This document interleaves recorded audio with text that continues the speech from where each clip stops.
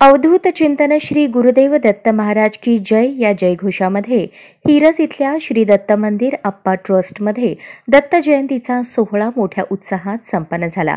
3 दिवस पारायण कार्यक्रम संपन्न झाल्यानंतर दुपारी 12 वाजता गुलाल उधळून महाआरती संपन्न झाली।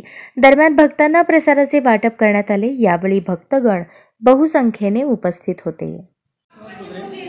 मंदिरामध्ये फाउंडर आहे आणि 2007ला आपल्या मंदिराची स्थापना झाली। आपली स्थापना झाल्यापासून आजपर्यंत